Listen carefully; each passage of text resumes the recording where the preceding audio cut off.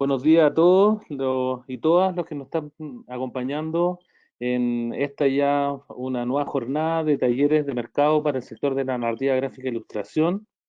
Para los que no se vienen recién incorporando, bueno, este es un ciclo de talleres que hemos organizado en ProChile. ProChile es un organismo dependiente del Ministerio de Relaciones Exteriores. Su objetivo principal es el apoyo de la promoción de exportaciones. Y dentro de las líneas de trabajo estamos juntando tres líneas muy importantes para nosotros en apoyo a los sectores exportadores. Por un lado, la demanda internacional a través de nuestras oficinas comerciales, y en específico hoy día nos acompaña la oficina comercial de Canadá, donde ahí Fernando Acuña y Óscar Arragá han hecho un trabajo súper fuerte en lo que es la promoción de nuestras industrias creativas chilenas, sobre todo dirigida a los sectores de videojuegos, música y cine, y ahora estamos prospectando narrativa gráfica. También la segunda línea son nuestras 16 oficinas regionales, que muchas de ellas deben estar conectadas. Un saludo a todas. Desde ahí rescatamos a través de nuestras oficinas comerciales regionales la oferta exportadora.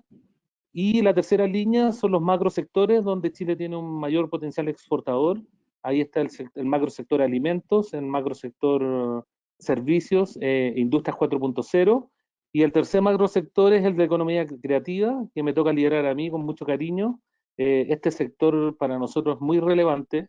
Tenemos hoy día 10 sectores dentro de la economía creativa priorizados, y uno de ellos, el del año, desde hace bastante años ya, pero con mucho más fuerza, en los últimos años, el sector de la narrativa gráfica e ilustración. Para nosotros este sector es muy relevante, está en el ADN de nuestra cultura, primero, y segundo, nosotros promocionamos sus exportaciones a través de tres grandes líneas. Por un lado, lo que son la exportación de los servicios profesionales, que son nuestra carne, nuestros dibujantes, coloristas, rotuladores, que hoy día prestan servicios y están trabajando para las principales editoriales del mundo y principales mercados.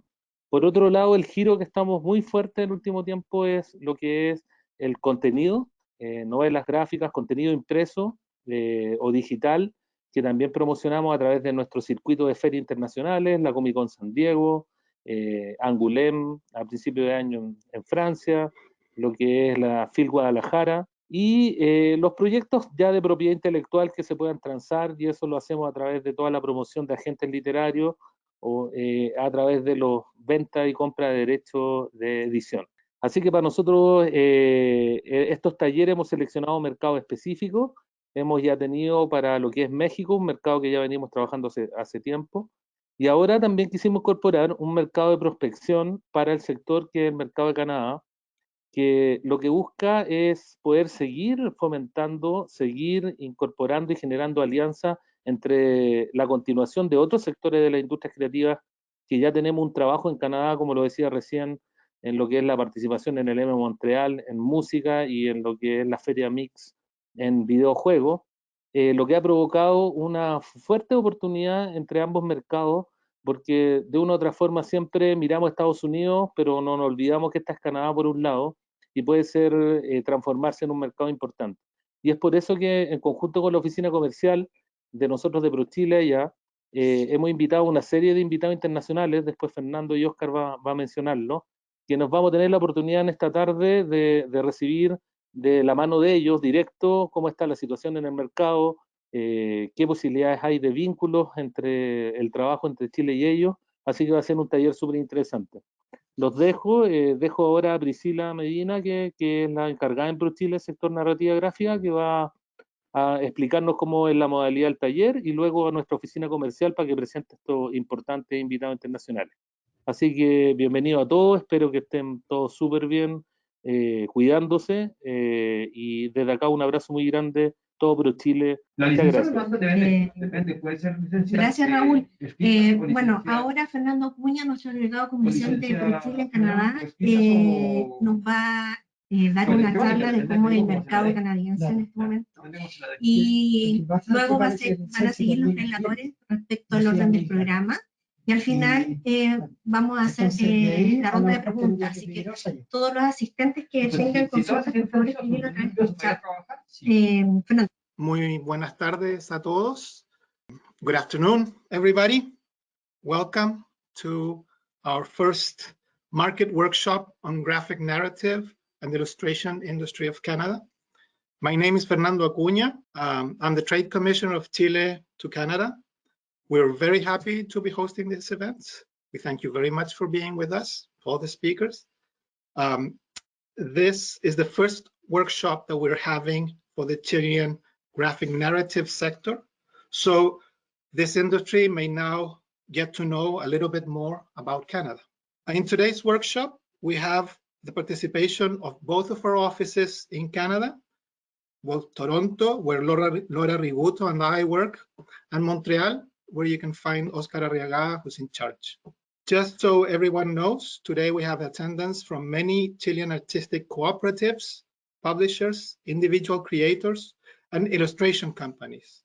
Most are from Santiago, the capital of Chile, but many are also from the regions, from Valparaíso, from Biobío, Atacama, Arica. We welcome all. I just want to say that we're very glad to see that there is great interest coming from all over Chile. The following of what I'm going to show you now is, so first of all, I will do a brief economic outlook of Canada, and then there will be an overview of the Canadian comics market moderated by Christopher Butcher.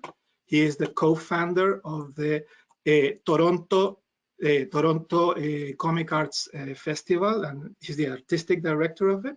There will be also presentations from speakers, Thomas Louis Coté, artist resident in Quebec City, Joan de Rocher, I'm sorry, my French is not very good, from the Montreal Comic Arts Festival, Andy Brown, publisher from Conundrum Books, Johnny Christmas, author and artist. And then we'll be moving on to some tips for preparing your presentations at Comic Arts Festivals in Canada from both Christopher from the Toronto Comic Arts Festival and Joan de Rocher from the Montreal Comic Arts Festival. Following that, we will have some closing remarks with Oscar Arriaga, and we'll also have some time for questions and answers. So now, with the permission of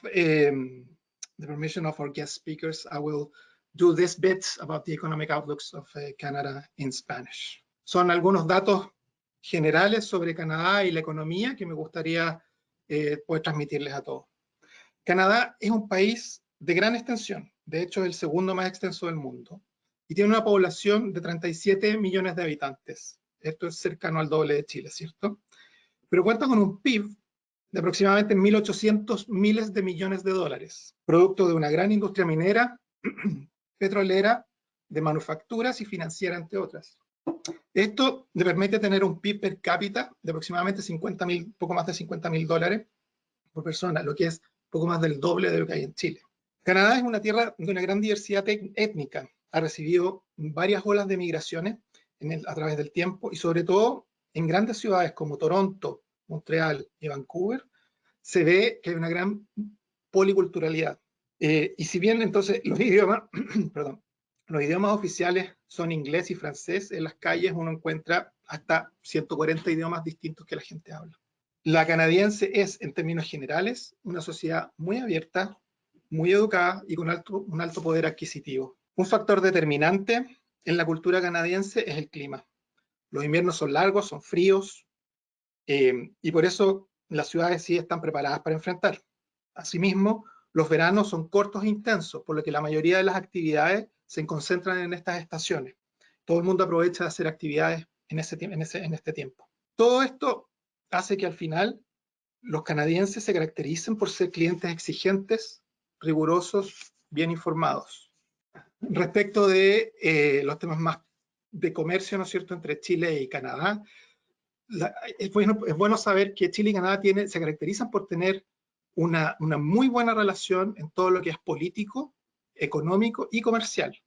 Tenemos un acuerdo de libre comercio que funciona desde el año 1997 y un acuerdo para evitar también la doble tributación, que son tremendos puntos de apoyo para iniciar cualquier negocio con un país. Las exportaciones principales, como siempre, son el cobre, la fruta fresca, los vinos, los salmones, commodities. En general tenemos muchos commodities, ¿no es cierto? Y nosotros en ProChile, uno de nuestros grandes objetivos es poder diversificar estas exportaciones. Para eso siempre cuenten con nosotros para poder apoyarlos en exportar más servicios, más productos con valor agregado. En ese sentido, esto es fundamental. Finalmente, muy breve, quiero referirme entonces a la situación actual de Canadá frente a la pandemia del COVID-19, que si bien aquí no ha habido cuarentenas obligatorias como sí se hicieron en Chile, igualmente desde mediados de marzo, que no ha habido colegio para los niños, el comercio en su gran mayoría está cerrado, el comercio, perdón, en su gran mayoría está cerrado, y hasta este momento se calcula que la economía va a sufrir una contracción de alrededor de un 9,4%, y el desempleo en Canadá ya llegó a más de un 13%. En ese sentido, los números han sido muy fuertes, hay una gran cantidad de contagiados, más de 98.000 contagiados, más de 8.000 personas fallecidas, y finalmente un daño económico al producto del país, en que se espera que decrezca o que se achique la economía del país en un 9,4%. Sin embargo, esta semana ya estamos observando una reapertura de algún grado de comercio, ¿no es cierto?, en gran parte del país. La mayor parte de las provincias están entrando en una fase 2 de apertura. La curva está bajando, cada vez hay menos enfermos, y entonces pueden ir abriendo ya algunos comercios y se espera que la situación económica, en la medida que el coronavirus lo permita, vaya mejorando. Con esto se espera que haya también un rebote importante, la economía debiera verse lo que se llama, ¿no es cierto?, el rebote en V, en que reflota rápidamente y se espera el próximo año, ya podamos tener una vuelta o regresar a un mundo un poco más normal, más cercano a lo que nosotros conocemos. Esto ha sido una visión muy cortita, muy breve, pero creo necesaria para que todos entiendan un poco el tamaño de país y el tipo de país, y yo sé que Christopher ahora también se va a referir, ¿no es cierto?, a algunas particularidades del mercado, ¿no es cierto?, de la narrativa gráfica y de la ilustración en Canadá. Así que yo lo dejo hasta aquí. Muchas gracias. Christopher, now I hand it to you. Thank you very much for that. I think I got most of it, but that's great. Thank you.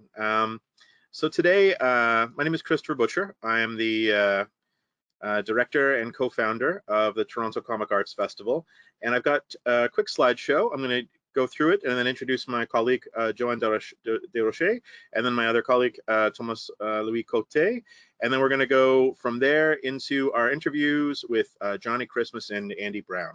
So I am the presenter. I'm going to click show my screen, and hopefully this will work out. Someone with their mic on can tell me if it's not. Yeah, we can see your. And there we go. Should be good now, right? Yes. Perfect. Perfect. So as I said, my name is Christopher Butcher. I co-founded TCAF in 2003, and during that time, I've also worked for the Canadian publisher Udon Entertainment in sales and marketing. And I was an editor at large for the manga publisher Viz Media. They do Dragon Ball and One Piece and all the good stuff, all the good shonen manga. And I'm currently editing freelance projects for companies in the US. I've also worked as a comics retailer for 17 years. So my view of the industry is very round. It's a very, very big view of the industry. So TCAF is the Toronto Comic Arts Festival. We call it TCAF instead of TCAF. I know we get that a lot that one a lot. It's Canada's premier showcase of comic books, graphic novels, manga, and bande dessinée, with no slight intended to our friends who are here today as well. It welcomes more than 400 cartoonists from around the world each year, and about 24 publishers. And we usually have about 20 countries represented in our exhibitors and our guests each year. TCAF was founded in 2003, and you can see here the first year was very small. It was sort of a church basement type event modeled on Toronto's small press book fair. It had about 600 people attend in the first year, and we charged $10 to attend this and our programming, which was in the first year almost exclusively Canadian artists, self-publishers, and small presses. The festival grew over the years. In 2005, we held it in outdoor tents. In 2007, we took over a university building. And in 2009, we moved to Toronto Reference Library, which you can see here when it's empty, not when it's full of people, which is Toronto's flagship library space. We made the festival free during this time as we moved to newer and larger venues to completely break down the barriers between comics and the general public. Our mission really is to introduce comics to anyone who wants to read them. And by making admission free and not charging like many comics events do, and by partnering with venues who could provide that space for free, it helped us keep our costs down, and it helped us keep our table costs down for exhibitors who wanted to exhibit at the festival. So you can see here, this is what the festival looks, or what the reference library looks like when it's full of people. Our attendance in the first year with Toronto Reference Library was 12,000, which was double what we had done the previous year. And that's because we had a permanent space. We took up multiple floors. It was free across 2 days. Since then, we've grown and grown and grown, and our attendance in 2019 was 28,000. And it's gotten a little out of hand, but it's also been really fun. We've expanded to multiple venues in the surrounding neighborhood, including spaces sort of across the street and down the street to do programs, to do different kinds of exhibitions. Basically, we're trying to accommodate as many different people making comics as possible in the city of Toronto. The focus of our festival is to showcase the great work being made by Canadian creators, and we do so by inviting creators from America and around the world to come to Toronto and experience what we have to offer. So we do try really hard to make it an international festival. Despite being a very large, physically large country, Canada actually only has about 30 million citizens. We have about as many citizens, actually we have fewer citizens in all of Canada than there are just in the state of California. Or smaller than even Tokyo, just as one city. We're also very close to the United States, which exerts enormous cultural pressure. So it can be difficult for international audiences to understand exactly what Canadian comics are. So you can see here, this slide, the majority of the population of Canada is within 100 kilometers from the border with the United States. We're very close to the border, and so culturally, while there are differences, we are very influenced. There are 2 medium-sized publishers devoted exclusively to comics in Canada, and another 10 publishers or so who publish many types of books, including comics and graphic novels. The majority of works being published in Canada by Canadian cartoonists are English, but the French-Canadian language publishing industry is also very, very strong and publishes in both Quebec and France as opposed to Canada and the US. And my colleagues will talk about that in a little bit. But this slide here is just a peek at some of the vast array of Canadian comics and graphic novels and books that you might be familiar with or might not. A lot of stuff doesn't get exported outside of Canada, but some of it's happening with American publishers. We weren't sure how well-known Canadian graphic novels or authors are when I was putting this presentation together. So I thought I'd show you some of the most popular graphic novels. Maybe you're familiar with them. This one, Summer, which has won so many book publishing awards by Gillian Tamaki and Mariko Tamaki. Scott Pilgrim by Brian Lee O'Malley, which was turned into a television series, and I know was translated into Spanish and was available in North America or in South America. Jeff Lemire, who has done a ton of comics. This is Essex County, which is his most famous in Canada, but he's since gone on to do work for Marvel and DC and Dark Horse and a number of publishers. And finally, Saga, the writer, Brian K. Vaughan, is an American, but the artist, Fiona Staples, is Canadian, which is, again, one of those secret things that not many people know who actually is or isn't Canadian in comic book publishing. Speaking of which, Canada has 2 official languages, as I mentioned, English and French, but TCAF focuses primarily on English language work because the audience in Ontario primarily only reads English. We also welcome featured guests and exhibitors from countries around the world, but again, we try to wait until they have a major work that's been published in English. So, we can actually make sure that they're connecting with the audiences that are at the festival, and it benefits them to the greatest degree. So here, just quickly, we have Lost in New York, which is published in Spanish and English, illustrated by Spanish author Sergio Garcia. Dead Dead Demons, The Destruction by Inyo Asano from Japan. Ouija, Crime Scene Photographer by De Rodriguez and Menard, which is Belgian, but Flemish Belgian. Yellow Negroes and Other Imaginary Creatures by Yvonne Alagbe, who's a Belgian cartoonist. Hasib by David B. David B. of France, published by NBM. Good Night Planet by Liniers from Argentina. And finally, Spring, which is a co-production between women cartoonists from Germany and India. And that was a big exhibition and presentation in the festival.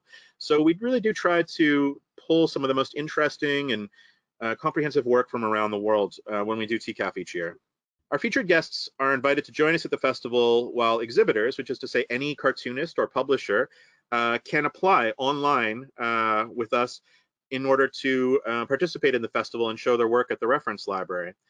Exhibitors are charged an exhibition fee on a sliding scale with $50 on the low end to $400 on the high end, depending on placement and what kind of services they want.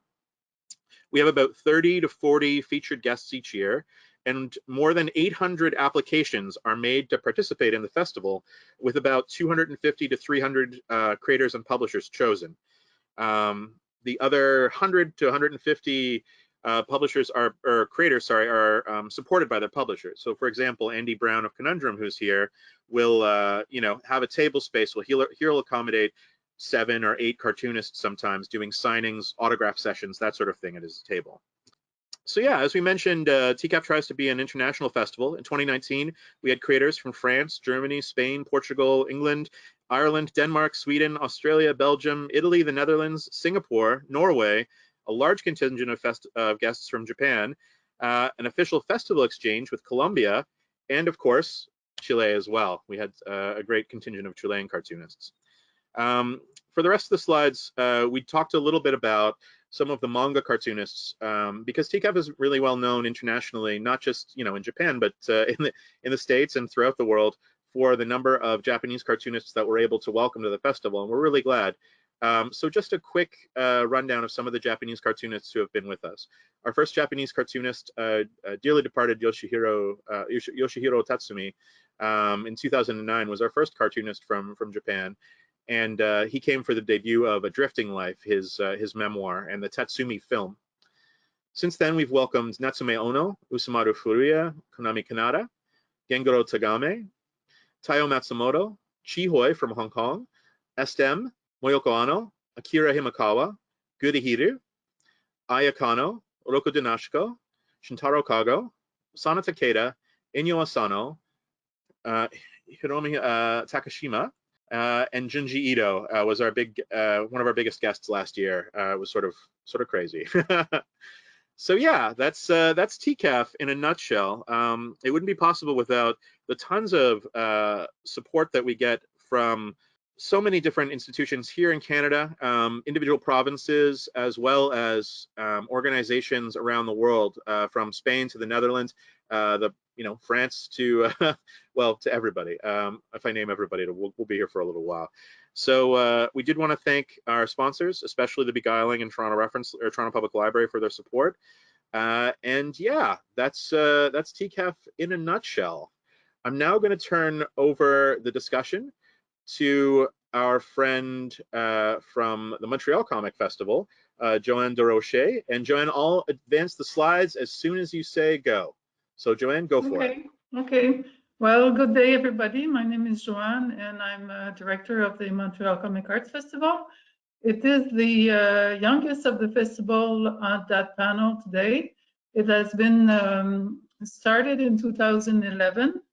And it was very small, and we had the festival is free, it's outside, and the first year of its presentation, it was pouring rain, so it was it was kind of I don't know if it was good luck, because when it rained on a wedding, apparently it's good luck, because after that everything was fine. So we grew up, and last year, as you can see on this slide, we had 12,000 visitors on the 3 days of the site, and we have 3 tents, so you will see later on some pictures.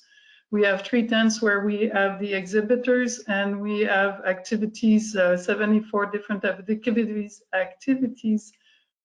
during the weekend, and those activities are in French or in English.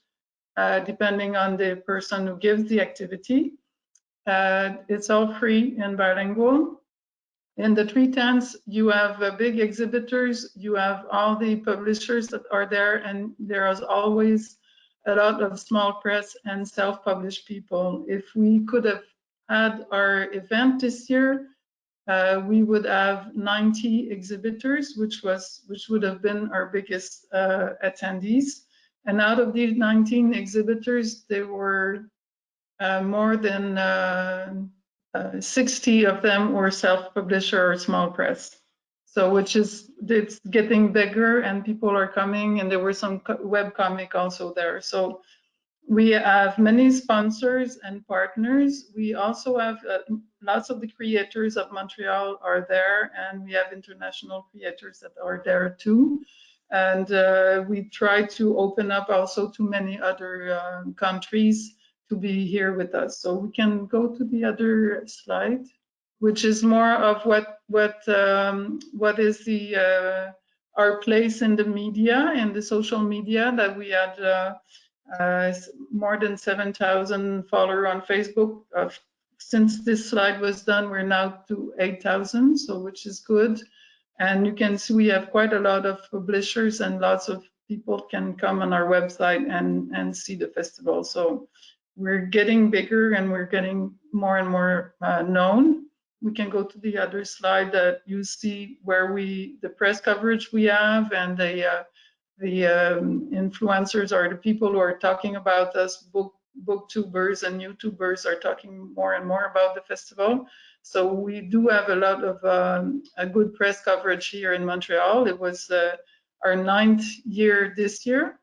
And for the other ones, I brought pictures, so you can show the picture, Christopher. So you have here, you see an overlook of the place where we are. So it's in a park, it's outside. We've been lucky enough to have nice weather most of the time. And on the next slide, you'll see inside the tent. So you see everybody's, those are mainly big, everybody is kind of mingled together.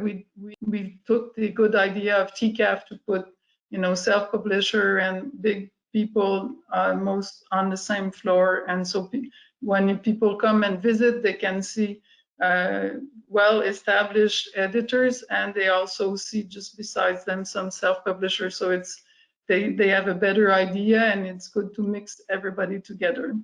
And then on the next slide, you'll see that we do exhibition. This was an exhibition we did with Japan. We also do some work with other countries, and this was an exchange that we did with 4 artists from Japan. And it was the Japanese people were talking about their view of Quebec, and we have Quebecers who are talking about their views of Japan. Last year we had that exhibit that was done. A book is going to be made out of this, and we were supposed to go and bring this exhibition to Tokyo in November. I guess we'll have to wait another year for that. And then on the next slide, you see another exhibit that we had last year with the MISMA, which is a French small press editor. And so we use the outside also. People can wander around and look at the exhibit. As many on the next slide, you'll see as many we have some drawing lessons, and you can see that we take advantage of being in the park. This is kind of is under a roof, but people do just draw, and the teacher there just help them out to draw. So it's very popular, and you see parents with their kids, and they like to come and draw. And then on the next slide, you'll see that we have combats, we have fighting. Those 2 illustrators are quite known in Quebec, and they fight. There's an animator, there's a moderator that we don't see there, and we work with the public, and they fight together with doing drawings. And this is also very popular and very fun. Lots of people likes to see that, and it's fun to see people drawing on live. And the next one is okay. This is trophies. So the Montreal Comic Arts Festival is now taking care of awards that we've been giving for 20 years. And now since 2 years, it's Montreal who gives awards, and these awards are made for out of recycled material. And they were, most of the time they were French awards, but this year for the first time, the last award on your left was given to the English self-published from Quebec. So it was the first time this year that we had an English award that was given. So these are nice, very original awards that we give out. And on the next slide, I see this year, the festival, we started Presse de PDM MCAF Press. This is our first book, Lettres à Montréal. It's 27 artists that present their ideas of Montreal in 2 to 6 pages. The French artists have their French work and the English artists have the English work. So it's made, the idea of the book is in the same graphic as the poster that you see in the middle was this year's poster for the festival. So that's our first publication for the Presse de PDM MCAF Press. We also took the idea from Toronto. There's a great inspiration for us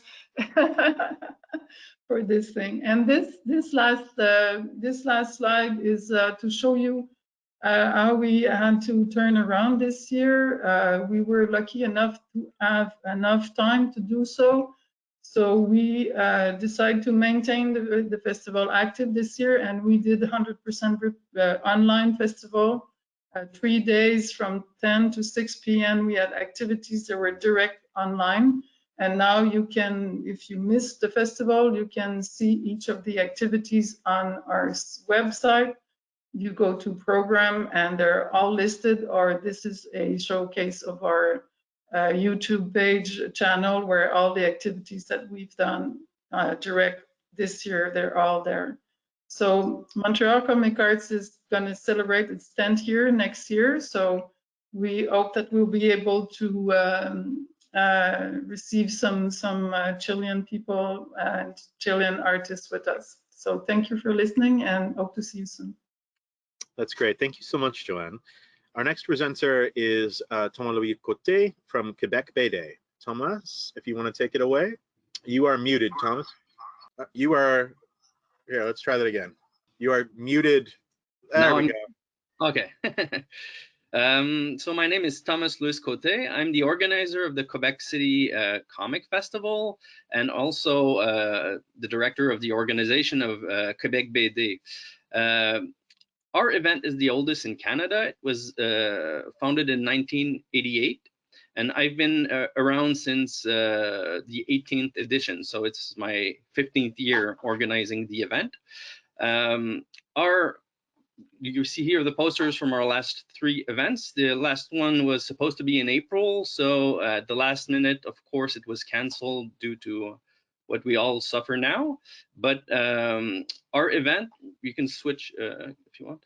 Our event is different from TCAF or MCAF, as we are based in numerous venues, which our main hub in a book fair, the Quebec City Book Fair, which hosts around 70,000 visitors each year and 28,000 kids. So for us, it's a great way to reach for a new readership for comics.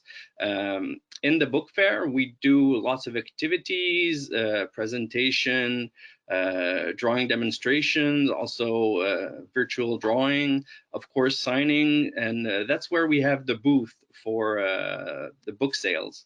Over the years, we have hosted numerous delegations and authors also.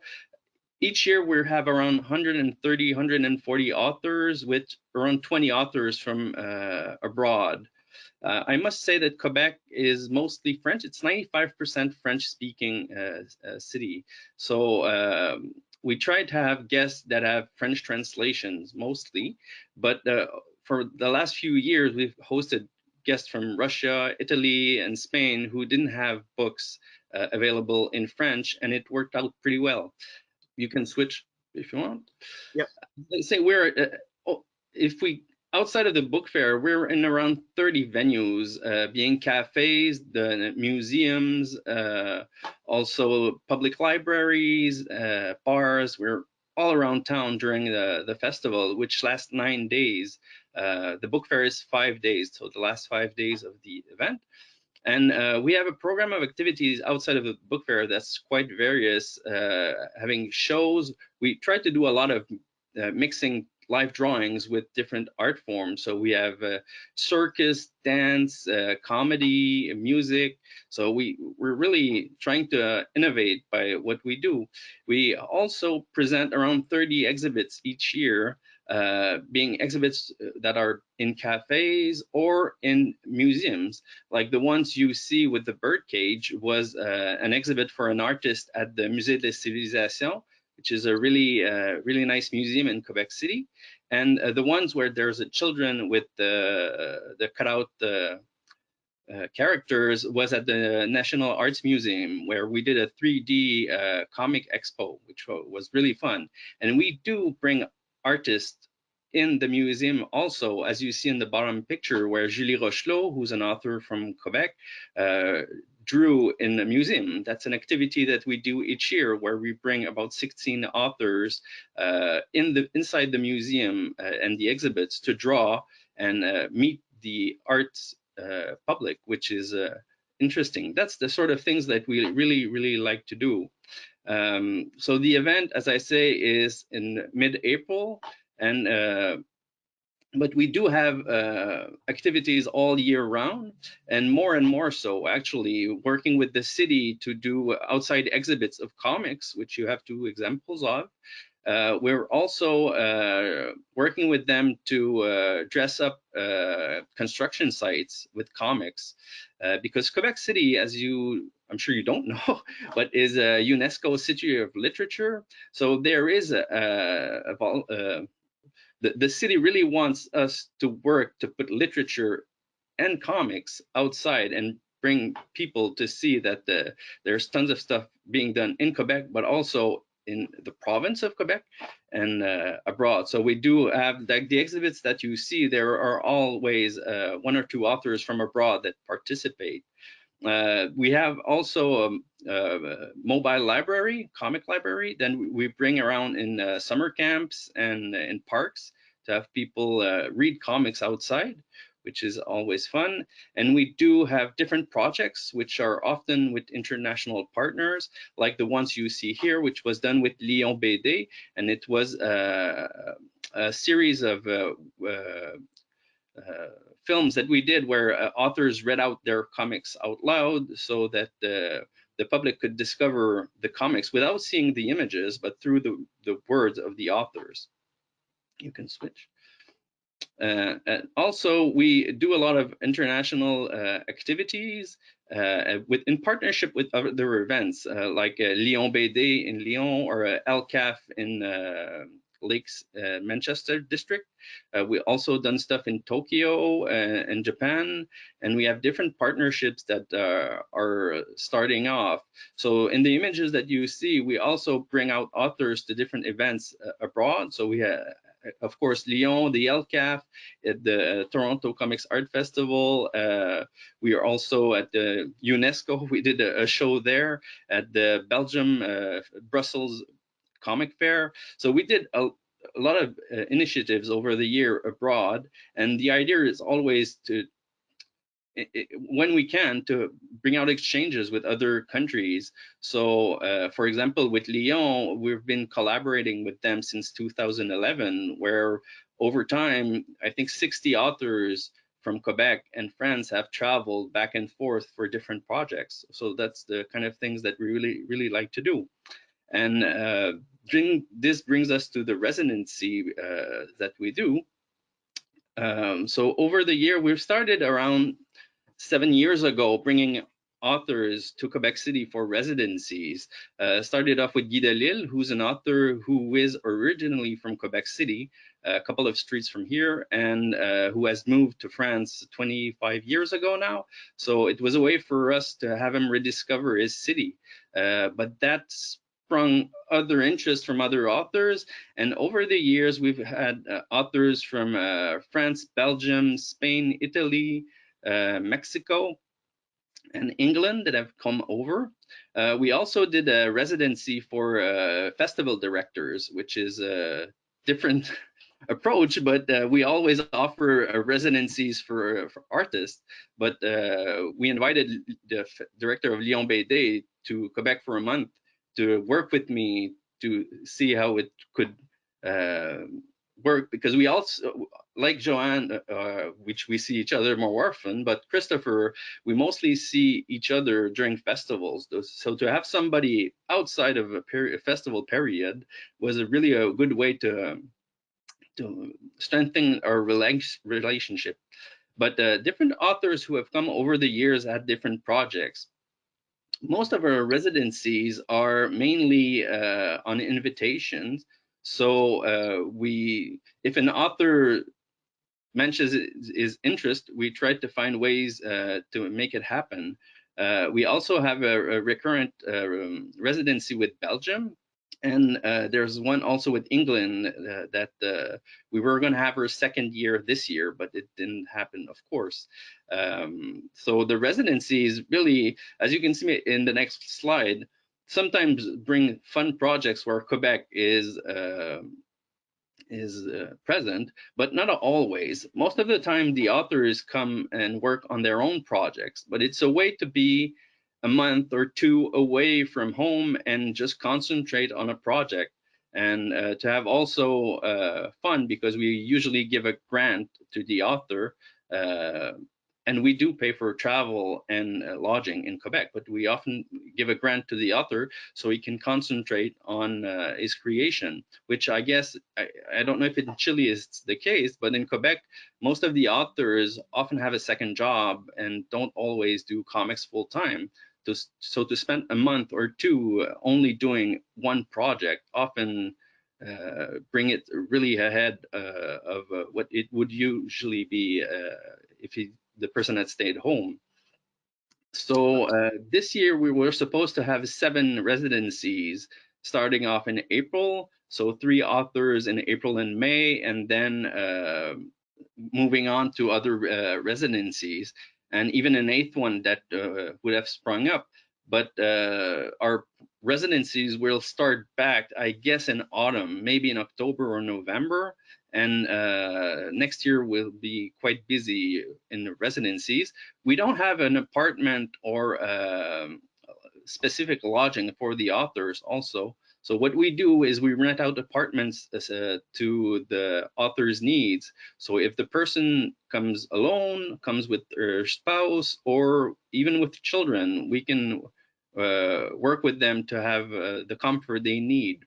And Quebec City is a city that's 2.5 hours from Montreal, about 8 hours from Toronto. So by car, but you can fly in like under an hour. Under an hour for sure. And you can take a plane directly to Quebec City also, so it's not that bad. But fun thing is that when an author comes to residency in Quebec City, you always have a chance to travel. So a lot of authors we had visited Joanne at the MCAF at the end of May, or came with me to TCAF. So it's always an author that's come in a residency in Quebec is not stuck in Quebec, which is some really stayed because they really liked it. It's a really nice town, as you can see from the picture. But it's always fun to go to a couple of days in Montreal. And what we really like to do also is integrate the author in the local comic scene, so that there are ties that spring up, and also to have the authors really understand what is Quebec comics, because as Jean is going to tell you later, but English Canadian comics and French Canadian comics is 2 separate worlds that collide at some point, but it's really 2 different things. An editor like Andy sometimes bring that together by translating Quebec comics, but again, it's 2 realities. So it's fun to come for Quebec for a month or 2 and then experience the Quebec comic scene as a whole, and not just Quebec City.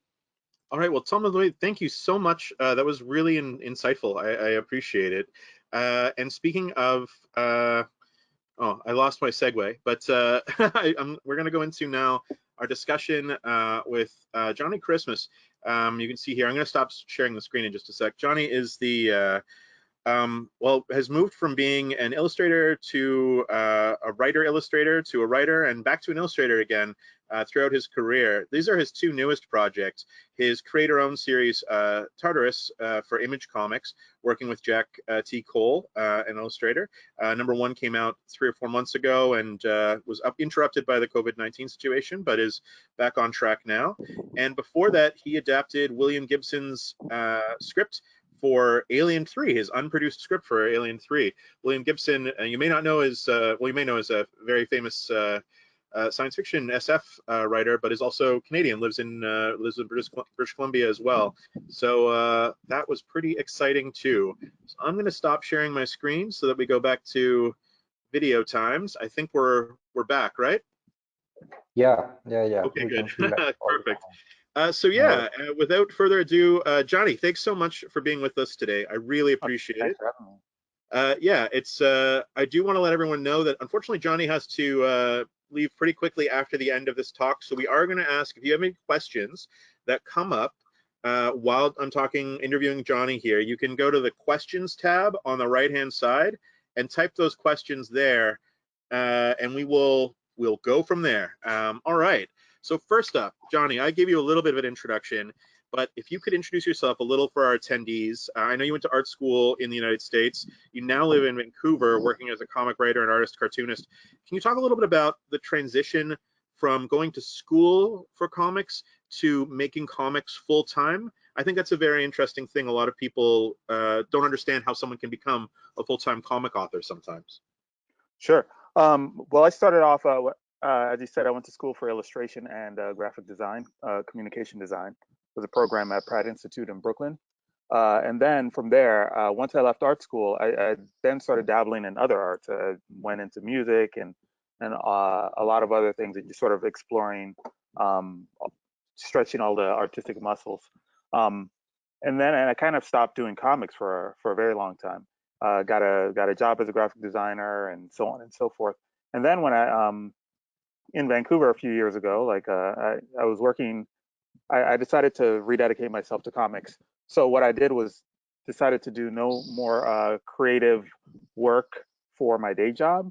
So I got a job at a warehouse actually, and then I would just like, so I would work at the warehouse all day and just move stuff around, and like my brain just like writing stories in my head, and then I would work at the studio, at my studio that I rent, from 6 p.m. till midnight every night, and I just did that, and then I think, and I gave myself like this crazy deadline, like a year to get published, and in that year, the book that I worked on with Ed Briss and Shelter got published at Image Comics. So from there, I've been working full time ever since in comics. That was 7 years ago.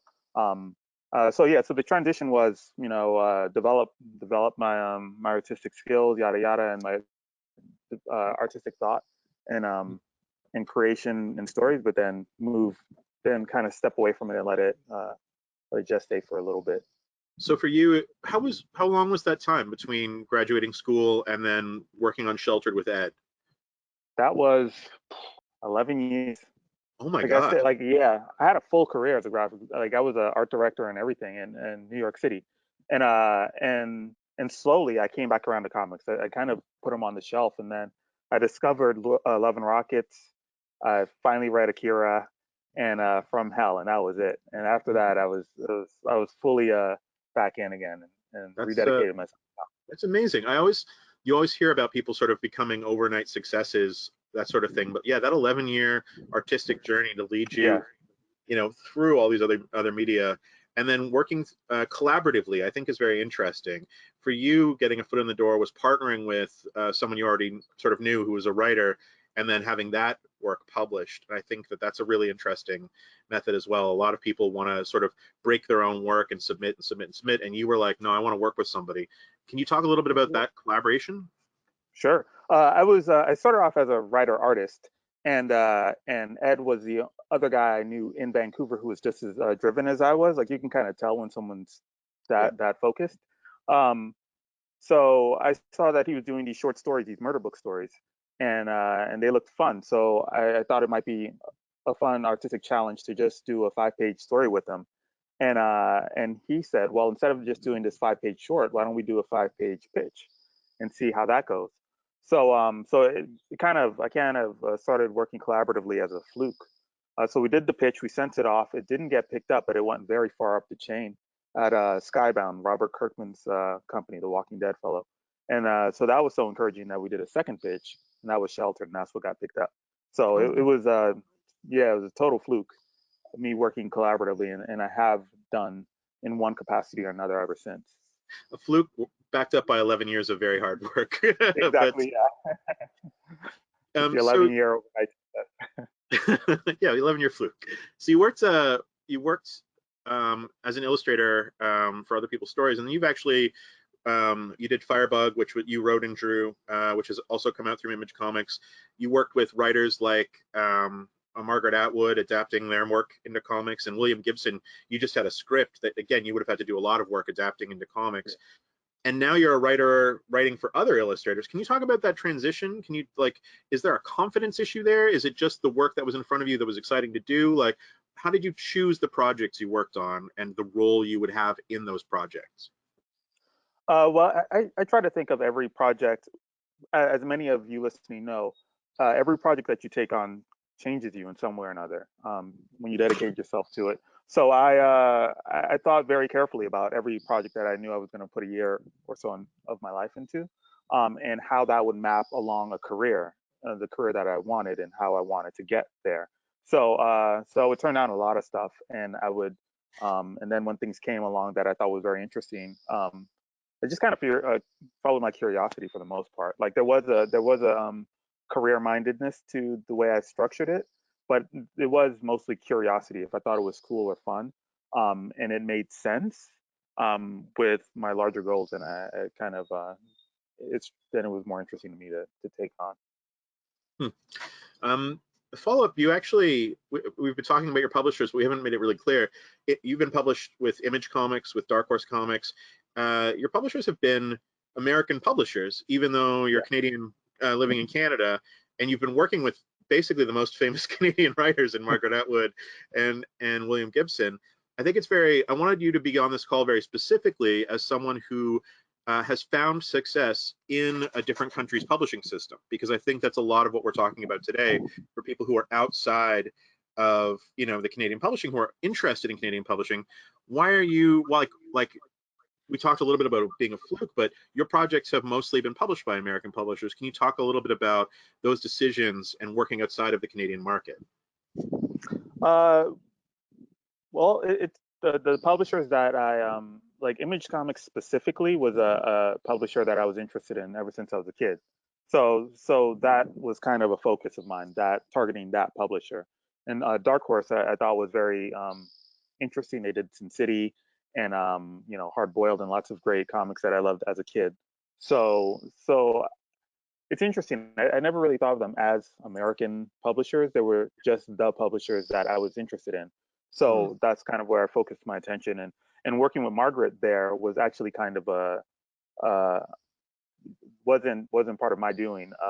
We wanted to find a place that, with Image, you have to do a lot of the legwork yourself. And with sorry, can you extrapolate that a little bit? What do you mean by having to do a lot of legwork for yourself, for people who don't know?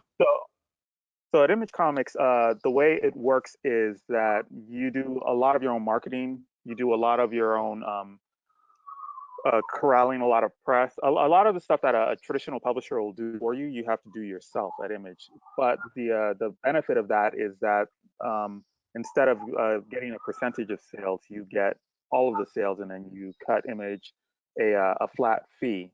So if you so for example, the gentleman who has a Walking Dead comic, Robert Kirkman, he makes all of the money on that comic, and he gives Image like $2,500 per issue or something. But everything else is his.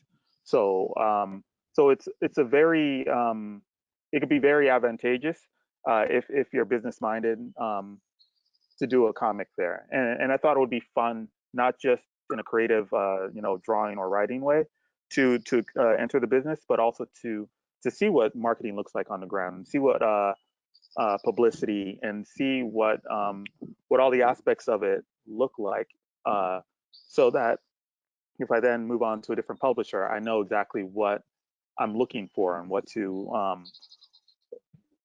where the limits are and what to ask for, and you know, that sort of thing. So it was a very different experience working with Image versus working with, say, Dark Horse for Alien. Absolutely, absolutely. So with Dark Horse, I've got a in-house like editorial, marketing, public. I've got all the, you know, the framework of a publisher to help push things along. So it takes a lot of the strain off.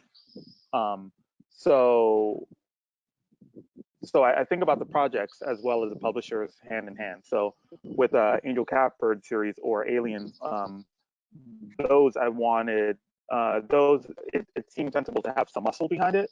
But with something like Tartarus or Sheltered, those felt very personal, and not only the creative end of it was personal, but the way I wanted to present the work to the public is very personal to me. And that's where that specific publisher of Image Comics is very helpful. So you've talked a little bit about, I guess maybe I'll just tell you what I want to ask, and then we'll sort of go backwards from there.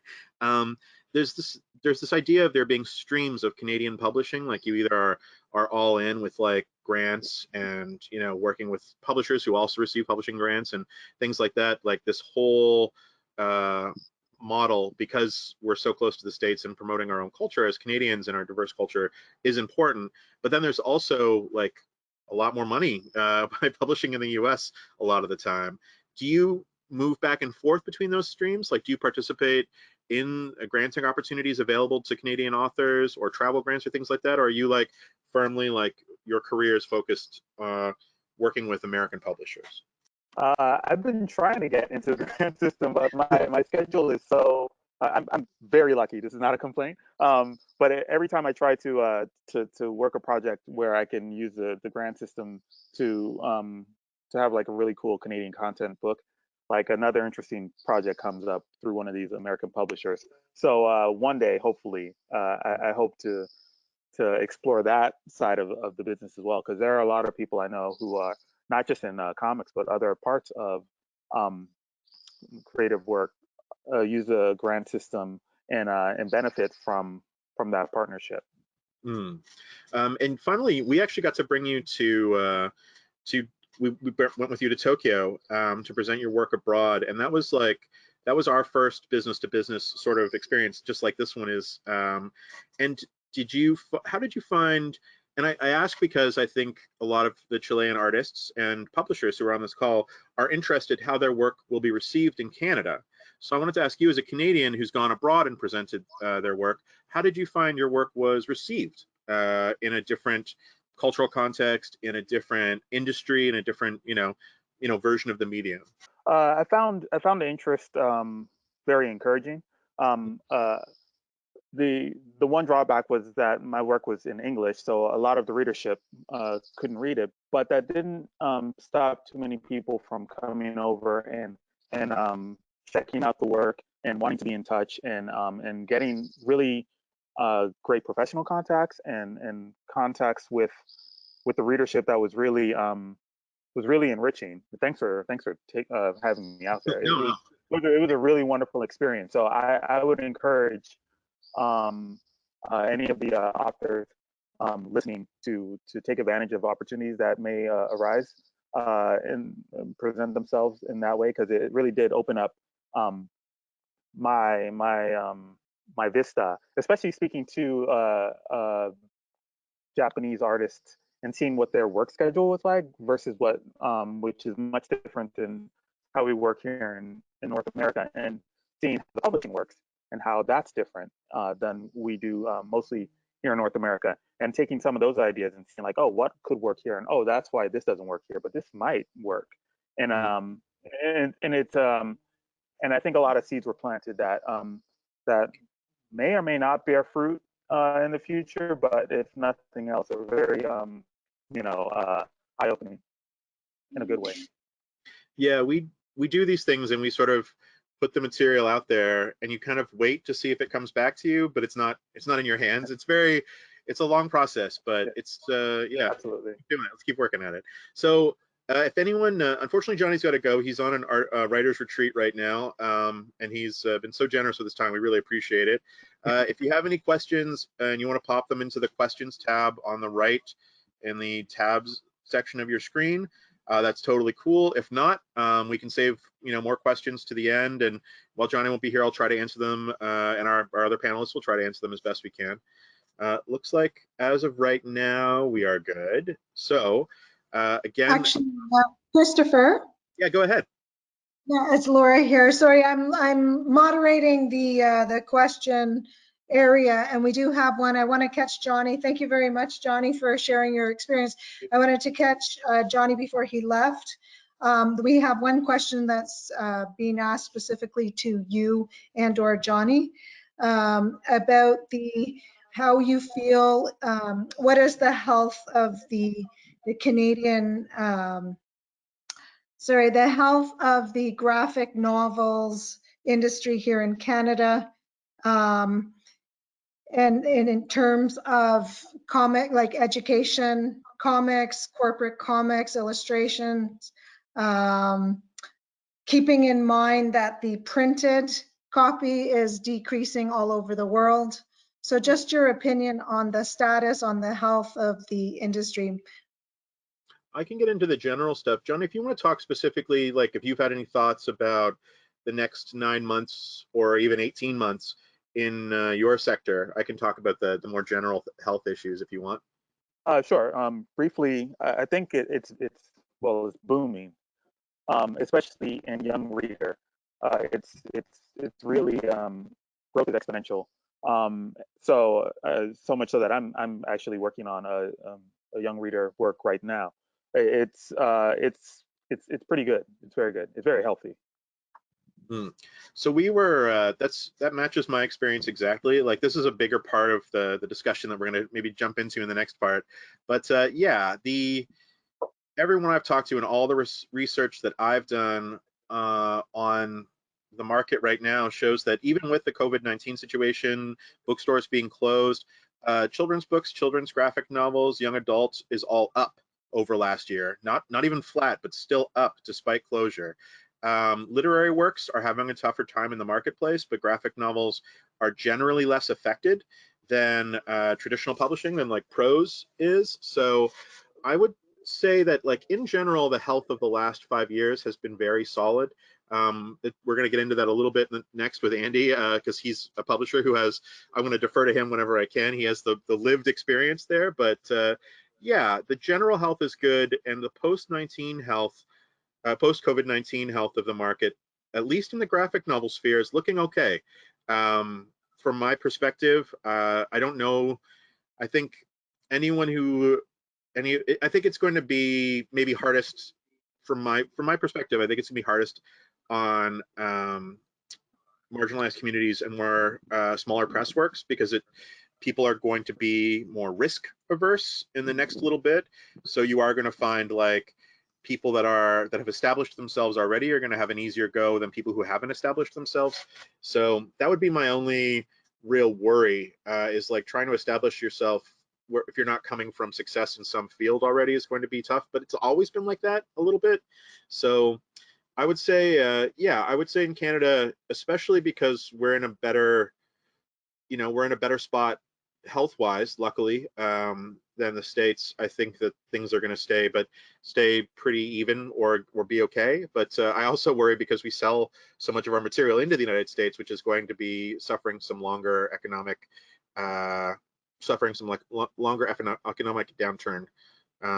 because of the COVID-19 situation and in general. So yeah, cautiously optimistic, and I haven't heard of too many really dire situations over the last 3 months is maybe how I would answer too. So yeah, I saw another question maybe popped up.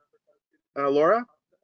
Well, we have a few more questions actually, but I know Johnny has to go, so maybe we'll let you continue. Or if they're specifically for Johnny though, you're good to stay for another couple minutes. All right, cool. Thanks, man. They're not necessarily specifically for Johnny, but Johnny, you're welcome to stay. I don't know, and I also didn't want to take away any of the thunder from Andy's presentation. So maybe the questions will get answered during the next step. You know what? That's totally cool. Johnny, you're, as always, you're welcome to hang out, but if you've got to go, I totally get it. But let's go to part 2, if that's cool with you. Thank you so much again. That was really cool of you sharing your time with us.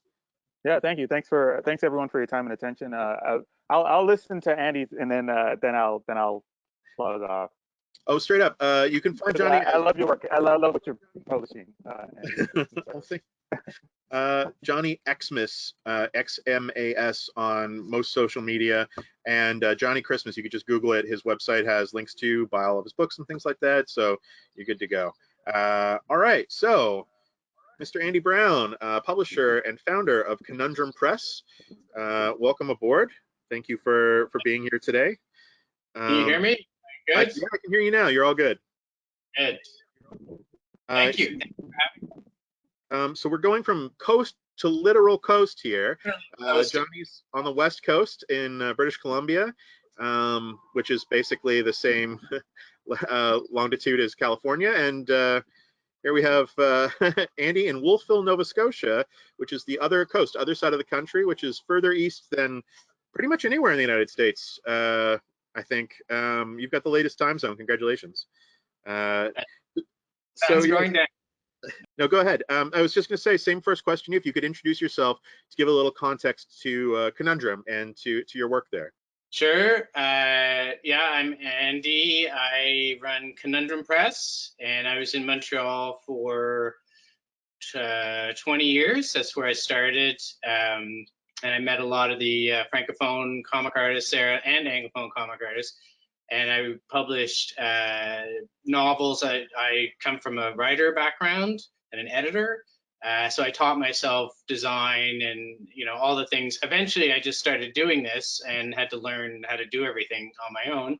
I asked people how to do things and got some help. But so then about 10 years ago, I moved to the East Coast.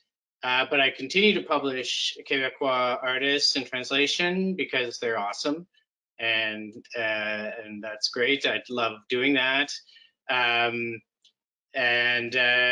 So also about 10 years ago when I moved out here, I switched exclusively to graphic novels, what I would say literary graphic novels. So I was publishing literature, novels, and short stories and things.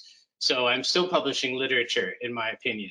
It's in a different form. So it has words and pictures. So that is sort of my mandate, is to always have a literary, any book that I publish, I would consider literature, ultimately. Yeah, so I do. And you only publish in English right now, but you are publishing other Quebecois and French cartoonists, German cartoonists even, in English? Yeah, so yes. So because I have within the last 5 years, I've also ramped up my distribution and stuff. So I have an American distributor, and suddenly everything just gets way more intense, which is good. You start entering a different part of the industry, and yes, and now I have an international. They have an international component too, which is out of the UK. But it's all English. So yes, so it's all English bookstores. So the books I publish are in English. So, but I do publish people who can't even speak English. So I would be publishing people, Quebecois artists in English. But then I started an international imprint. Can't tell you when, probably about 7 years ago. And Chi Hoi from Hong Kong was the first person. We brought him to TCAF, which was a wonderful experience for him and for us. And since then, I published Belgians and someone from New Zealand, German, or Swiss rather, excuse me, French, everything except American, essentially, because I'm dealing with translations. So it's people who would be from a different language, Swedish, last year, Dutch.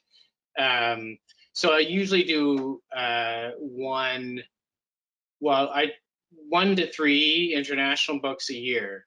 But that initially my thinking on that was I would and this all started because I went to Angoulême, the Angoulême Festival, which if people don't know what that is, it's in France. There's a small town in France that gets taken over by comics, and 200,000 people come for the weekend, and it's mostly French. But I go, you know, as representing Canada. Oh, we're having a bit of a foreign rights community, the foreign rights tent. So there would be people from Chile or Spanish artists or Spanish publishers or Swedish or German or whatever, every language you can possibly think of. And they'd be presenting their books to you. Do you want to do an English edition, et cetera, et cetera. So I saw this whole global system, right? Like I only knew North America up until that point, really. Mm-hmm. And so that to me was really eye-opening. And so I said, I gotta, you know, for my own sake, I want to branch out internationally and start, but you know, I'm very limited in my funds. So my idea was I would try to sell the rights of my books to other languages and use that money to pay for the translations. And it hasn't really worked out that way. So I'm sort of always scrambling for money to publish these international works, but I think they're very important to do. Because, you know, I bring them to TCAF, and those are some of my favorite moments, are having these people come from all over the world and come to Toronto. You know, it's great. So can you talk about, so you do, it says you do between 1 and 3 international books a year. How many total books are you publishing? Like, what's your publishing catalog, your annual, like about 10 books a year, or? About 10 books a year, yeah. Sometimes more, sometimes less. I'm, you know, with the uncertainty right now, I'm trying to do, you know, I'm right now trying to think of the next 5 years kind of thing. And I'm like, oh, I better not, you know, overextend myself kind of thing. So probably a little bit less than that, but yeah, somewhere about there. And how do you decide whether a book is a good fit for your publishing company, whether it's Canadian or international? Like, what is it just personal taste as the editor, as the commissioning editor, acquiring editor, or is there something about a book that makes it a conundrum book? That's a good question. I mean, I want to say it's personal taste, but there's a lot of stuff that I really like that I don't get to publish, right? Mm. So whether because a different publisher gets to it first, or offers more money, or has a better fit for some other publisher, or whatever, or it's other books I can't read because I don't speak the language, and so I have to. Often, because of the French publishing industry is so huge. Often a book will be translated into French.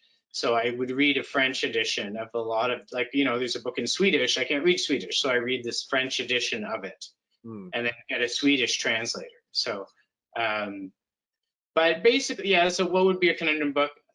One thing, I guess, again, it comes back to being literary. So it has to actually tell the story. Like I would take a well-written book over, you know, a really well-written book, but not drawn very well, or drawn in a quirky way, than a really beautifully rendered, gorgeous drawings with no story. Like that's not a conundrum book.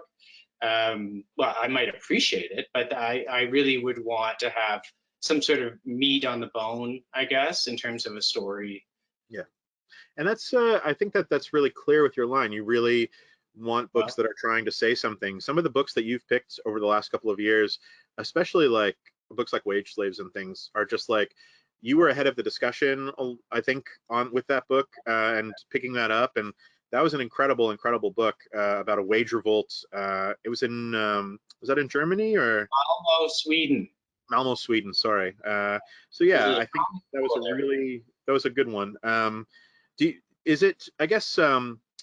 I guess a big question is, why do you publish books in translation? Like, obviously they're good, but like, do you feel there isn't enough material for you to publish just by Canadian cartoonists? Is there enough Canadian material to justify the publisher without publishing international stuff, or is it just you just feel so strongly about these international works?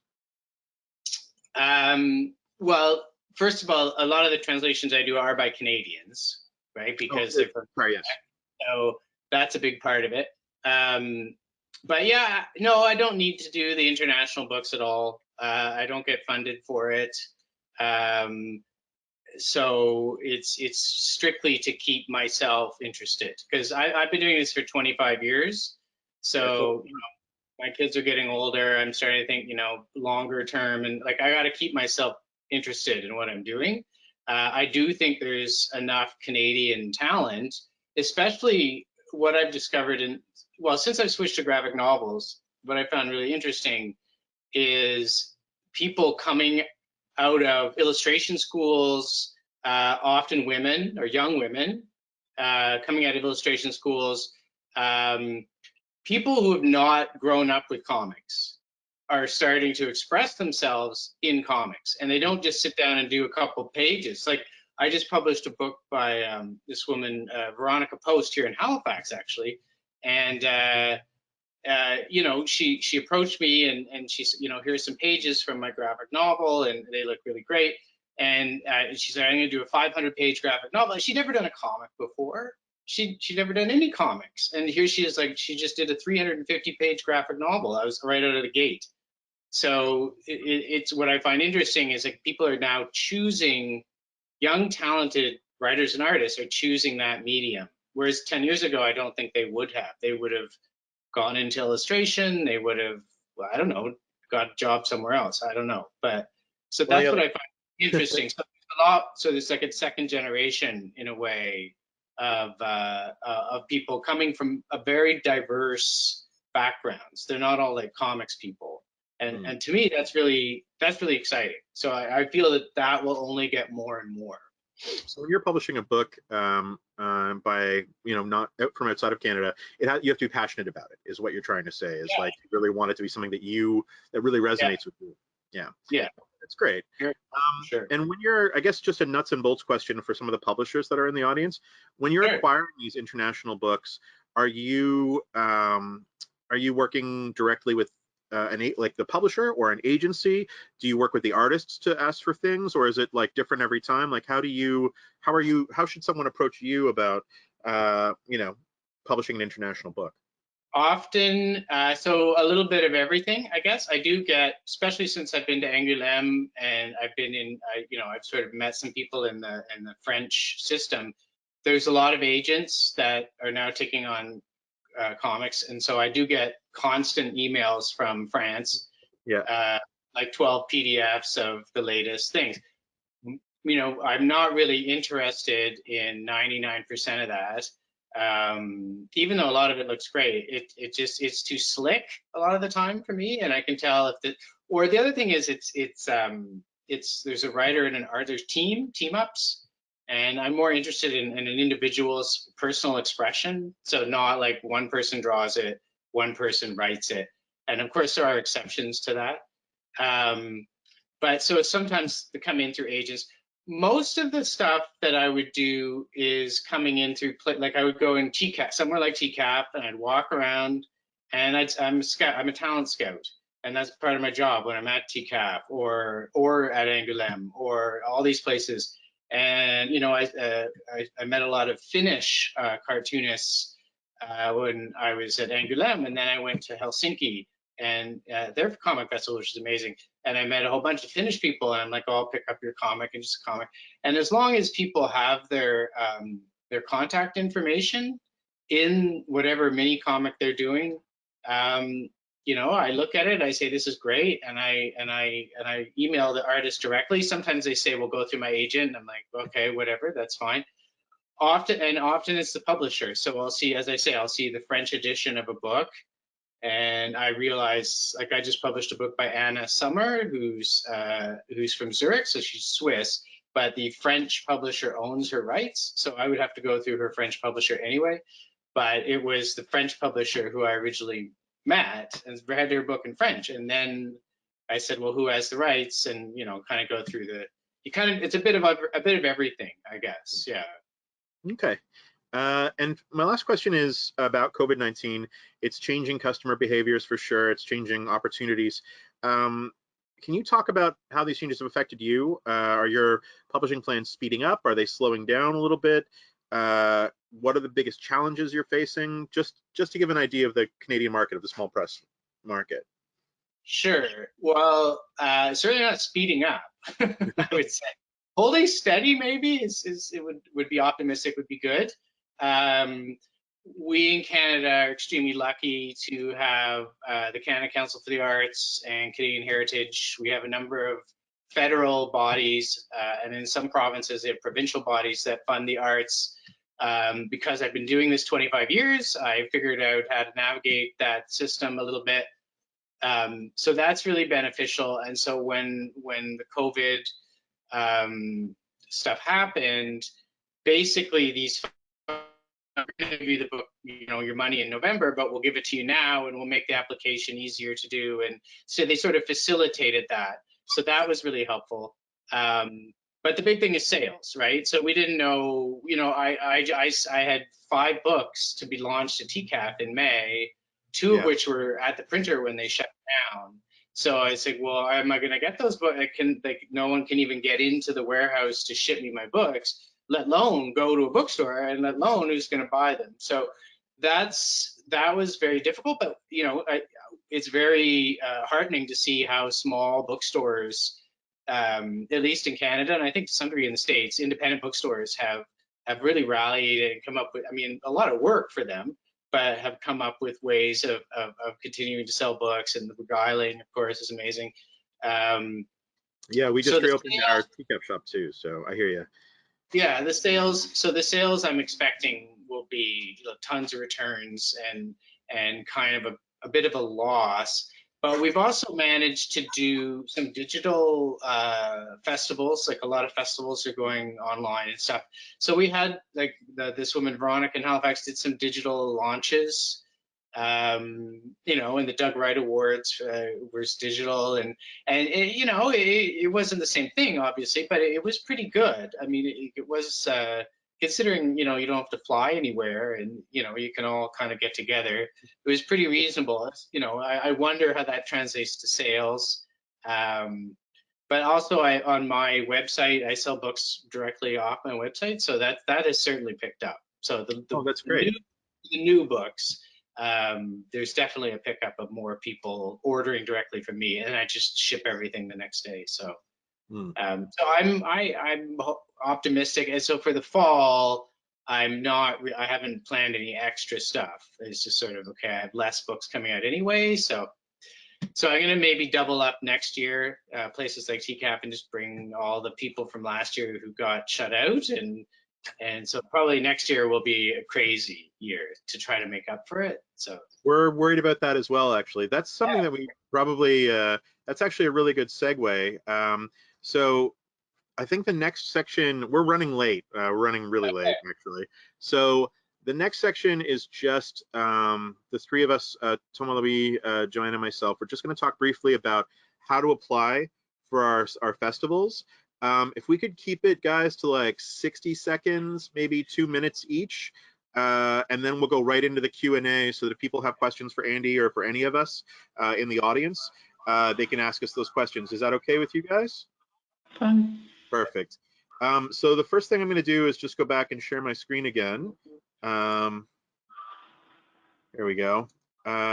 So can you see? So basically, hopefully you can see on screen right now, Andrew Townsend, who worked with the Toronto Comic Arts Festival, put together an entire seminar on how to apply to comics festivals and TCAF in particular. So this is on our Facebook, and we're going to put it up on our YouTube in a little bit. You could sort of, it's a pretty dry presentation, but it's very, very easy to follow, very clear. So I just wanted to let you know that that's on our Facebook, which is just the TCAF Facebook. You can definitely check that out. I'm going to unshare my screen. There we go. So other than that, our application period is usually 8 months before the festival. So we do August 1st to October 30th for a May festival.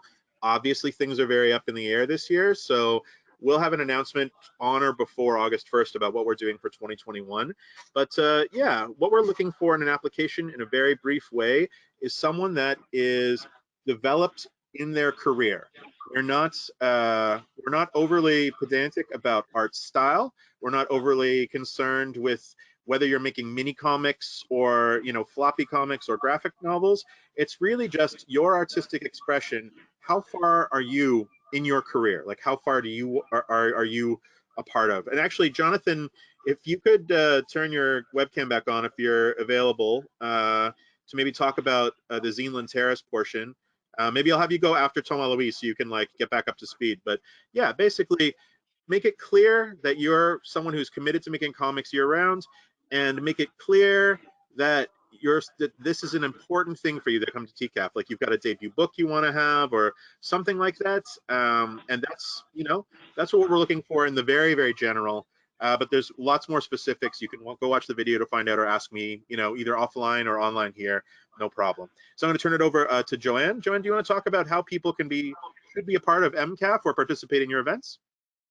Well, it's quite easy, and we normally announce the opening of the registration early fall, like early October.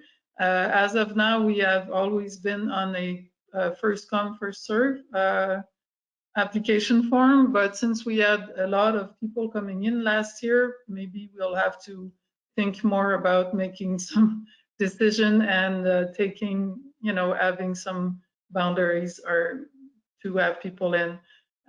We have two types of spaces that we rent. We have some kind of booths that are 10 feet by 10 feet, and we have tables that are simply tables with a tablecloth on it, and those tables are 6 feet by 3 standard table with folded legs under that. And the cost for a booth for the 3 days is $625 for the first booth, but then if you take 2 booths or 3 booths, then the cost goes down. And if you rent a table, it's $200 for the 3 days, wow. But you can share with someone else. I mean, it's a long table, so you can be 2 or 3 on the table, but we tend to ask people to organize themselves to share the table. We just want to have, you rent a table and you share it with others. We don't want to organize who's having this half of the table and the other half of the table. We've had a lot of work. You know that.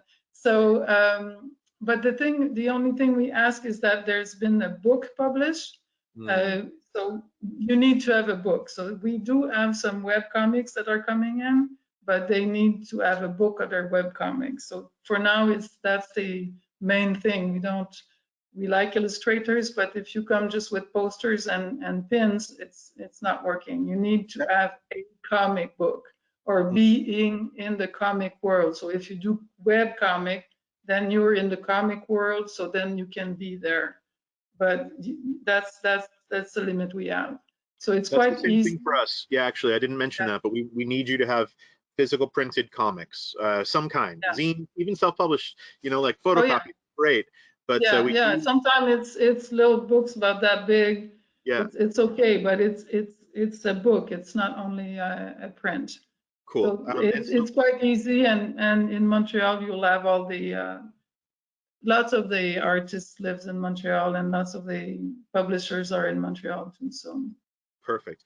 Thomas Louis, I can talk about how people participate in Quebec BD, because it is very much a Quebec focus. Yes, of course. No, actually, as I said, we usually have around 20 authors from abroad, and we do have sometimes delegations from other countries who come. We've had that with China, France, and Belgium, and others. So if someone wants to participate in Quebec BD, just send me an email explaining what you do as an author or as an organization. We do offer booth to an organization, like if Chile wanted to have a showcase in our event, we could offer them a booth at the book fair for the duration of the event. We don't rent out tables to authors. Authors who come are guests in our spaces, so we do a schedule to give opportunity to everybody to be present. And also we do have libraries that we tend, so it's possible to put your book there and sell it. It's really, really easy that way.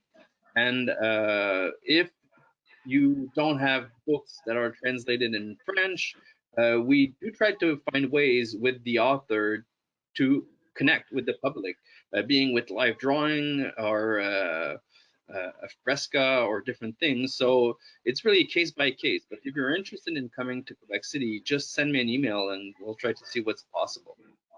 Great, thank you. Okay, so we've sort of covered that part of it. And Laura, if you're there, if you want to move into the Q&A session for everybody and moderate that, that would be great. Okay, thank you again to everyone. That was great. We have a lot of questions coming in.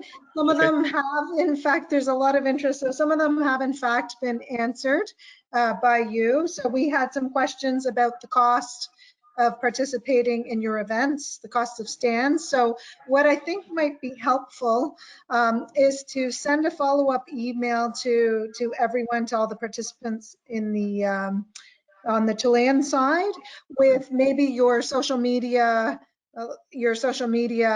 links, so that they can follow you, contact you through there. As well, we can send links to MCAF, TCAF, and all the events that were mentioned. So I think that would be helpful, and that will answer some of the questions. One question that was asked a little while ago was more for you, Andy, and you did answer it, in terms of what you feel is more important, drawing style, your drawing style, an artist's drawing style, or a story style. And I believe you mentioned. Yeah, I mean that's a personal preference, because my background is as a writer and editor. So as I say, the drawing style. I mean, sometimes you can have both. It can be gorgeous drawing and great writing, but I would prioritize the writing. And I should also point out, but by writing, I don't just mean the actual text.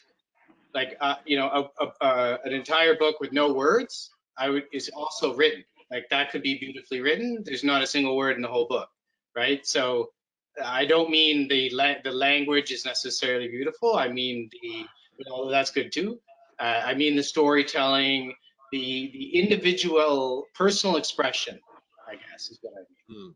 And I want to stress that's really true of most publishing at most levels. Like there are a lot of books being published by major international publishers like Penguin Random House or Macmillan or whatnot, where the expression of the author, even if they're not the world's best draftsperson, you know, is much more important than the drafting. If they're clearly expressing themselves, if they have something very much to say.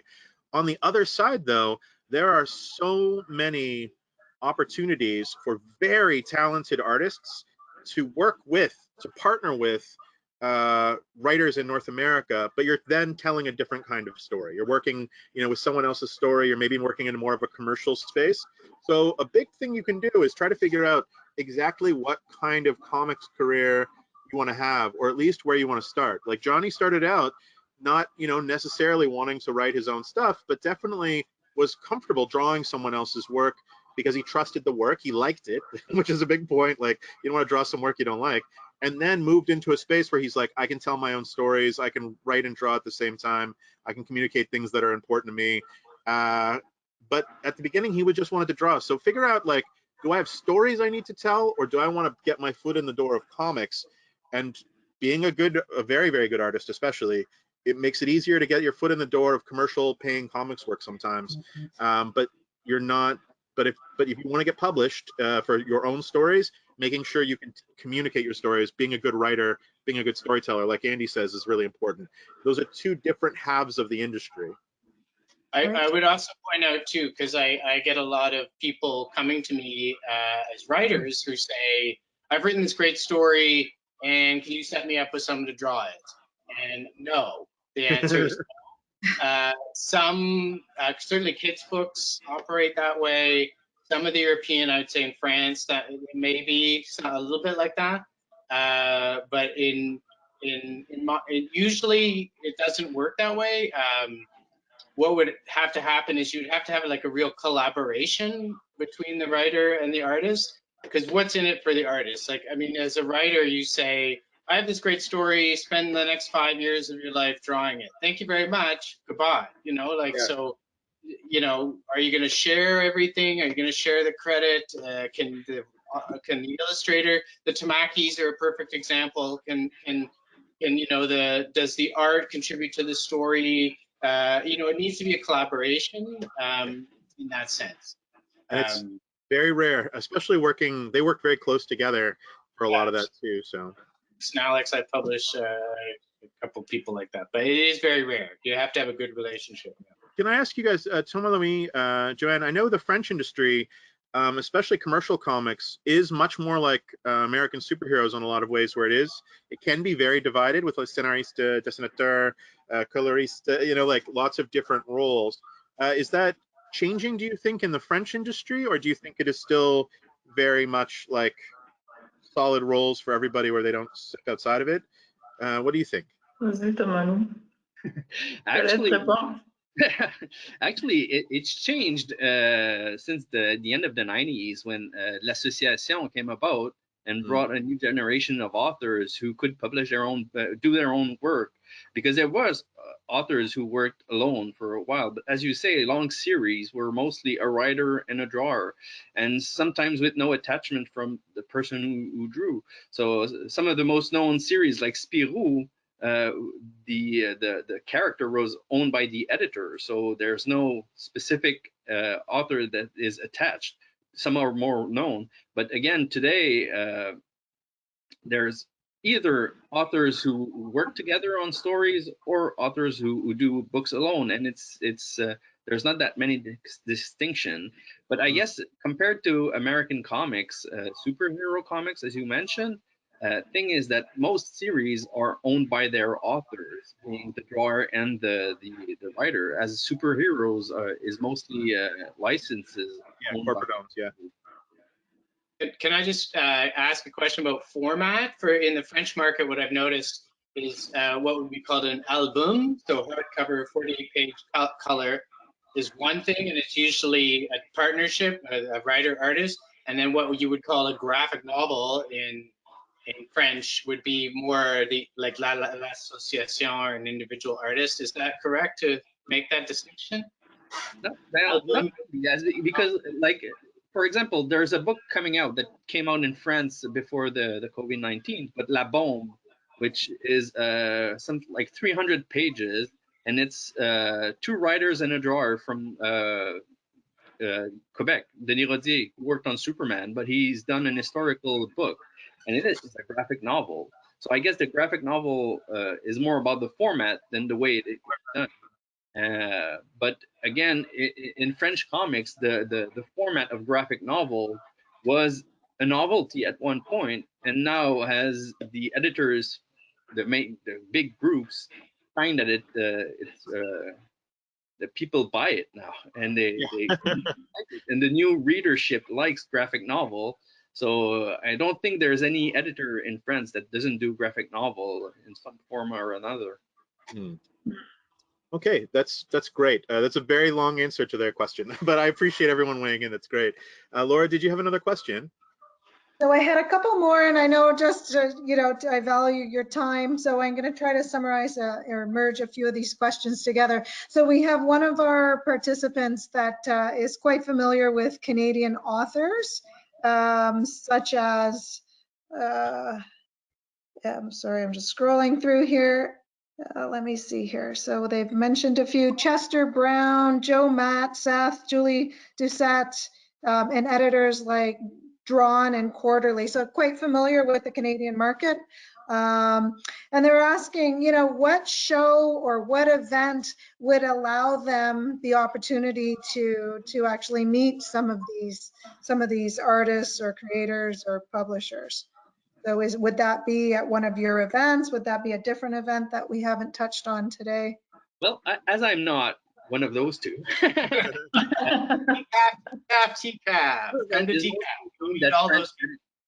Our event is mostly aimed at French public, so we don't have an editor like Drawn and Quarterly present, but these two do. And authors like Chester Brown would participate in either three of our events if he was a guest. He's been to both Montreal and Toronto, but we try to have him as a guest. But again, the references that were mentioned is mostly for English comics in Canada, not French comics. So even Julie Doucette, who lives in Montreal, has more of a following on the English comics scene. Yeah, I would say TCAF or MCAF would be where you would want to go to meet those creators. Seth has been at the festival, I think, every single year since the first year. Joe hasn't left the United States in a long time, but Chester's also been there I think every single year as well. Drawn and Quarterly has exhibited in the past and may again in the future. But honestly, the best thing about all three festivals is, yeah, you love those creators and they're great. Like Julie Doucet is amazing. You get to go to MCAF or Quebec BD or TCAF and discover that next generation or two generations since Seth and Julie and Chester debuted of Canadian cartooning and Canadian cartoonists. There are people, young people making comics that are fantastic. That, you know, when I talk to those creators, they say, "Oh, I love, like, Chester Brown. One of his favorite favorite young cartoonists is Hartley Lynn, who did what is the name? Popats. Yeah, Popats is like one of his favorite young cartoonists. Seth loves young cartoonists, is constantly, whenever I see him, talking about new cartoonists that he's like, someone put their work in his hand. So I think, yeah, absolutely, you can meet those cartoonists year over year at one of our festivals, but definitely think about coming so you can discover that next generation of great cartoonists as well, is maybe what I wanted to say. That and Andy's publishing a lot of amazing young Canadian cartoonists in particular. Yeah. So check out the Conundrum Press website. There's some really good stuff there. Great, great, fantastic. So, you know, we all know the value of participating in in-person events such as your festivals.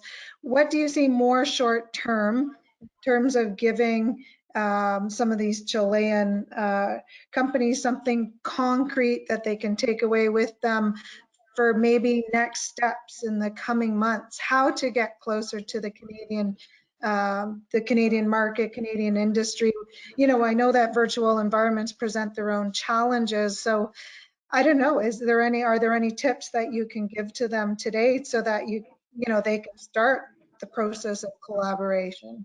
Do you want to jump in on this one first, guys? I've talked so much. Yeah. I'm sorry. Yeah. Well, reach out for yeah. us. Just take time to send us an email to present what you do, and we'll try to see how we can work out on different projects, because I guess the idea is that we see 4 images here, but we don't know who's behind, who's listening in now. So just letting us know who you are might just be a start of something good. Yeah, and also maybe look at there's quite a few good editors also in Montreal or in Toronto. You just can have a look to Pow Pow Press or Drawn and Quarterly or La Pastèque. They do mainly French though, but some of those and of course Conundrum Press, and look at their catalog and what they publish. Pow Pow has now published an English book too, so you can, you know, each one of these publishers has their own way and their own image, so just that will give you an hint of what is going on in the industry. And as Thomas said, I guess, and it goes for Christopher, I'm quite sure, you just send us an email, say, hey, I'd like to come, I'd like to see, and then arrive early in April and do the trail to Canadian comics. And because we're quite a little bit apart, but then if you stay for a while, you can see Quebec, you can see Toronto, you can see Vancouver, you can see Montreal. So I guess we're quite open to know what you need and to answer to it. I got a digital copy of the PDF of Historietas Chilenas, which is the Chilean comics thing that's been put together in Spanish, English, and French. And I just received this. Jonathan, unfortunately, Jonathan had to go because he was counterbooked for another seminar he was giving, and Johnny's phone and computer died, so that's why he dipped out. He apologizes. Andy, in particular, he wanted to see the end of your talk, but I actually got this just recently, and it's fantastic. It really expounds on the kinds of work that's available. I haven't produced anything like this for English language Canada. There's nothing like this. I don't know French language, if you guys have done a like overview of Quebec comics like this. There's the a little bit. Well, we did a little presentation 2 years ago when we went to Angoulême of the French books, the Quebec French book that was available in Europe, but it's a small pamphlet that we did. Yeah, it's not as big as the one we received from Chile. No, this one's fantastic. And, you know, this has been my first experience, other than the, you know, mini comics and books that I've bought from people who've exhibited at TCAF, to understand the entire Chilean comics industry. So I think there's a lot of education that has to happen right now. So please be gentle. Feel free to reach out to any of us. I think we'd be happy to have these conversations. One of the other things that Jonathan recommended was maybe we could have more of an informal chat to follow up this one. I think this went really well, where the people who are here, if you want to just have like a Q&A thing where you could introduce your work and we could talk more, I think that would be really great. But yeah, and the other next step I would say, which is like, this is a little bit mercenary, I guess, is look at what is selling. If you want your work to be published in North America, look at what's selling, because most of the major editors want to acquire things that are already successful. It sounds awful. You want people to have diverse experiences and whatnot, but that isn't always what happens, unfortunately. So yeah, look at what's selling and see is there a space for me here? Am I making work that is selling this way? How can I pitch my work so it sounds like that? Like that's the most concrete thing, is to do your own research. But I think for all of us, a lot more education has to happen between Canada and between Chile, and I think this is a great facilitation, a great beginning. And I'm going to be available for more, for sure.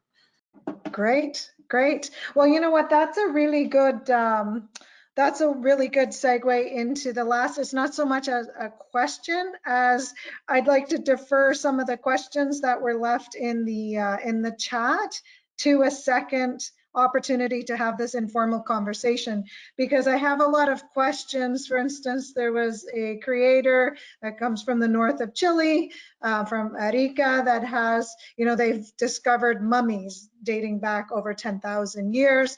And if that's a theme that you'd like to explore. So specific questions like this about themes where they just kind of want to bounce ideas off of people, just to explore. So I think that's too much to do in this first instance. And I don't want to take up any more of your time, but I think there's definitely an interest in continuing the dialogue, bouncing ideas off of you if you're, you know, available and willing to do that. So I think it's a great segue to see, you know, let's continue the conversation, because I think there's potential for great collaboration.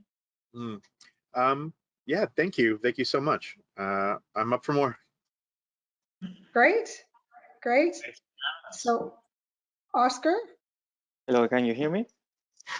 Yes. Yeah, Yep. so I feel overwhelmed already. It's like it's a hard part that I have to do now. It's like I had to kind of summarize what just happened now, and then it's a lot of information. I feel very excited about this. But first of all, as Laura was saying, we really appreciate your time, and then thank you very much for sharing, as I said, your time, your view, your experience with us. Is something that we really appreciate. I hope that time will come that we can see each other, shake hands, give us a big hug, and even share a beer, so we can continue this work. Also, what I took a lot of notes, but as I said, I don't want to take a lot of your time, and I think this is taking a bit too long as well. But what I picked, the words that were repeating mostly was partnership, collaboration, and exchanges. I think this is very important, and this is something that for sure, as a Trade Commission of Chile here in Canada, we are going to approach you to see how we can put these words into action. And then I hope that in the future we can see any Chilean delegation coming over, and then being more practical in this. And then also, thank you very much for sharing all the tips, how to approach you know, the publisher, how to approach the festival, and then also how to develop the career. I know that Johnny had to go, but we really appreciate his time. As I said, Andy, Thomas Louis, Joan, and Christopher, you did an amazing job as well, Christopher, moderating this. So thank you very much. And then now I'm going to give a couple of words in Spanish, and then I think we close it here. Lo que decía en un principio, que me tocó una tarea muy difícil, tratar de hacer un resumen de lo que pasó en este webinar. Creo que fue muy interesante, se compartió mucha información. Agradecí también a Johnny, que se tuvo que ir, pero Andy, Tomás Luis, Joan y Christopher, que hizo un trabajo muy excelente en cuanto a la moderación del webinar.